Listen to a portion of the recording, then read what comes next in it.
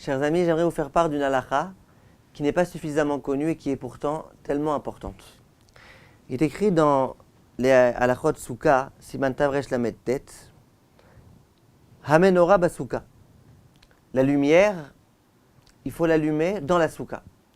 C'est-à-dire que c'est bien qu'il y ait une lumière dans la souka, qu'il y ait une bougie dans la souka. Veimaita souka ketana, manicha chus la souka. Mais si la souka est petite, et donc c'est dangereux de mettre là-bas une flamme, parce que quel que soit l'endroit où on la mette, elle risque d'être trop proche soit du skrar, soit des murs de la souka qui sont souvent en bois ou dans d'autres matières qui sont aptes à être consumées et à malheureusement faire des incendies. Donc on met la lumière en dehors de la souka.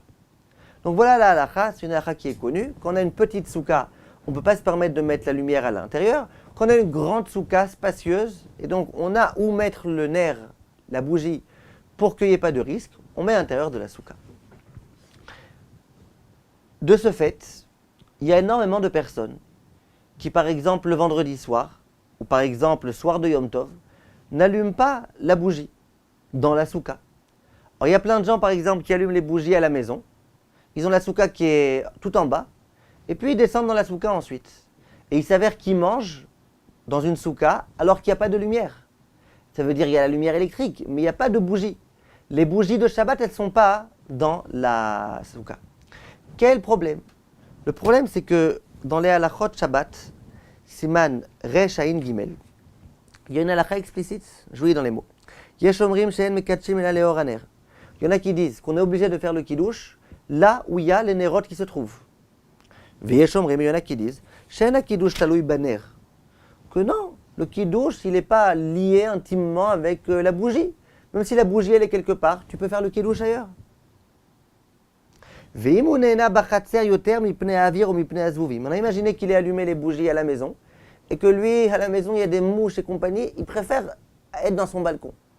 Bien qu'il n'y a pas là-bas de bougie, il n'y a pas de bougie. Mais Kadesh b'chatzer ve'ochel sham, qu'il fasse son kiddush dans le chatzer, bien qu'il n'y ait pas de nérot dans la cour, et qu'il mange là-bas.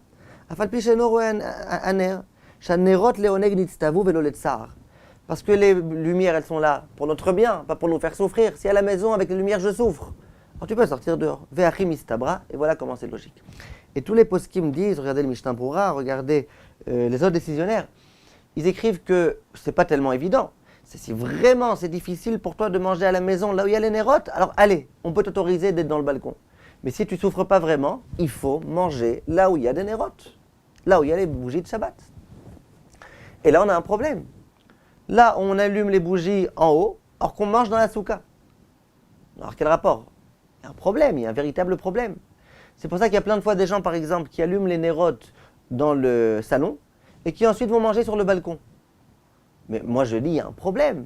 C'est une halakha explicite. Alors, si vraiment tu souffres à la maison, allez, va dans le balcon. Mais est-ce qu'il n'y a pas par hasard une solution? Alors je vais vous dire, mes chers amis, à mon avis, il y a une solution très simple. Toute simple. Vous savez, lorsqu'on allume la chanoukia, il y a des chanoukiyot qui sont comme ça en verre. Ça veut dire qu'il y a la chanoukia à l'intérieur et il y a du verre qui se trouve tout autour et qui empêche le vent d'éteindre la lumière. Lorsqu'on a cette chose-là, c'est ce qu'on fait à Hanouka. À Hanouka, on allume la lumière à l'extérieur, sur le balcon, et puis ça coupe le vent. Et donc, ça protège la flamme. Moi, je veux manger dans mon balcon. Quel problème? Sur le balcon, il y a beaucoup de vent. Donc, je ne peux pas mettre là-bas les bougies. Eh bien si, tu achètes cette espèce de Hanoukia là, tu achètes une espèce d'aquarium comme ça en verre, et puis tu pourras très bien allumer les bougies sur le balcon et manger sur le balcon. Et tu te seras quitté sans aucun problème de la halakha. Tu feras le kiddush et ton repas là où tu as allumé les lumières. Si tu avais allumé à la maison ce que tu pensais manger à la maison et que finalement tu veux manger sur le balcon, c'est autre chose. Mais si depuis le début tu prévois que tu vas manger sur le balcon, pourquoi tu n'allumes pas sur le balcon? Tu me dis parce que la lumière elle va éteindre, le vent il va éteindre. Non, achète cette espèce d'aquarium là. Dans la souka, à mon avis, c'est exactement la même chose. Les gens, pourquoi ils n'allument pas dans la souka? Soit parce qu'ils ont une petite souka, il est écrit que c'est une petite souka, c'est dangereux. Soit parce qu'ils ont peur du vent. S'ils ont peur du vent, eh ben, qu'ils fassent ce que je viens de dire maintenant. Et même s'ils ont peur du danger, si la souka, même si elle est petite, on peut très bien remettre sur le côté comme ça un petit quelque chose et mettre là-bas cette espèce de bougie. Si on peut vraiment pas, c'est trop petit, il y a des enfants, c'est dangereux, bon, on peut pas. Mais si on peut, qu'on le fasse. Et je pense que beaucoup de personnes peuvent le faire. Et c'est de cette façon-là qu'il faut faire la halakha, bien qu'on n'est pas suffisamment conscient de cela. Je pense que c'est comme ça qu'il faut faire. Si vraiment on ne peut pas, pour une raison, pour une autre, soit on n'a pas encore acheté cette chose-là, soit je ne sais pas exactement quoi, et donc Shabbat arrive, ou le jour de fête arrive, on ne peut pas allumer là-bas, qu'est-ce qu'on fait?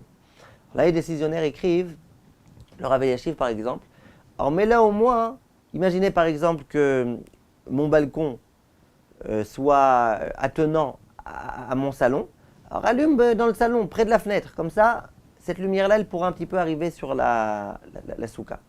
Si tu ne peux pas, alors allume une bougie à la cuisine. À la cuisine, tu vas quand même préparer un peu à manger, tu vas amener à manger, alors ça a un rapport un petit peu avec la nourriture. Mais essaye aussi, quand tu fais la bracha, d'avoir l'intention d'acquitter la lumière électrique qu'il y a dans la soukha.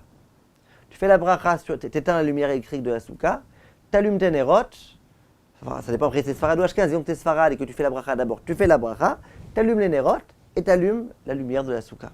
Ou sens inverse si tu veux, tu allumes la lumière de la soukha et après tu allumes les nérotes. Mais que de cette façon-là, on puisse s'acquitter de la façon la meilleure. Si tu es Ashkenaz ou que tu es Sfarad, mais que tu as la coutume de faire comme les Ashkenazim, comme le Ben Ishraï par exemple, comme certains Marocains font, etc., à savoir que généralement, d'abord tu allumes et après tu fais la bracha. Alors là, pareil. D'abord, tu allumeras la lumière de la soukha, la lumière électrique. Ensuite, tu allumeras les bougies et après tu feras la bracha. Rakol tov, mes chers amis, et Chag Sameach.